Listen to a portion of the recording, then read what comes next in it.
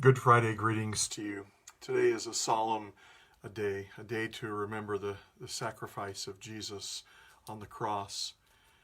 With all that's going on with the COVID-19 pandemic, I find myself fascinated by the amazing accounts of people's generosity.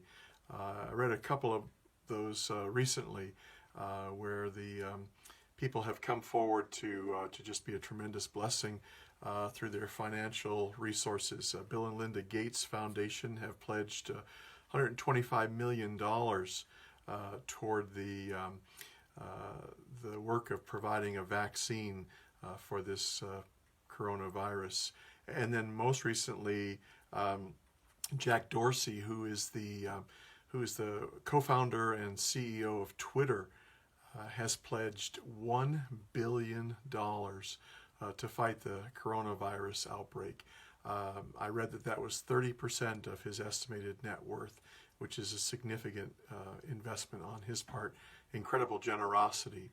In fact, it's the highest amount ever pledged by a private individual in this pandemic. God's incredible generosity is something that comes to mind on this day of all days, Good Friday. God has provided a reminder that in response to the greatest pandemic the world will ever know, that of sin, that God gave the greatest gift ever imagined. Paul tells us about this in Romans 5, verses 6 through 8. Listen as I read these words. For while we were still weak, at the right time, Christ died for the ungodly.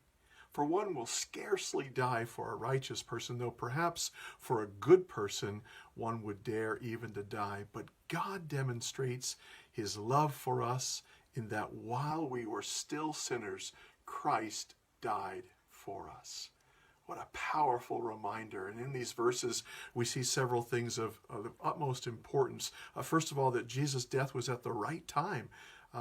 And while we can certainly question whether might have been a better time from our vantage point for Jesus to have come to pay the price for sin, Paul tells us that it was at the right time for this reason, that we were still weak. It was while we were still weak that Christ gave his life for the sin of the world. Jesus didn't wait for people to get better on their own or for us to understand the awfulness of our condition. No, Jesus paid the ultimate price to change our condition, knowing that we were helpless otherwise. And of course, though some would scarcely die for a righteous person, Paul says, or perhaps for a good person, one would dare to die. Christ died for all the sick.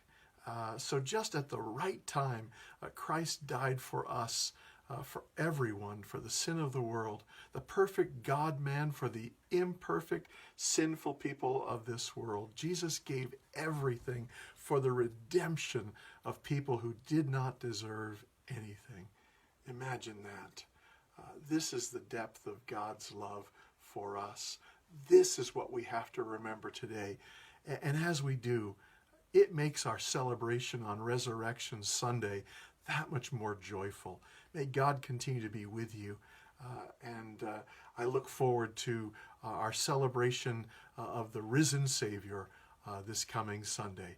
God bless you.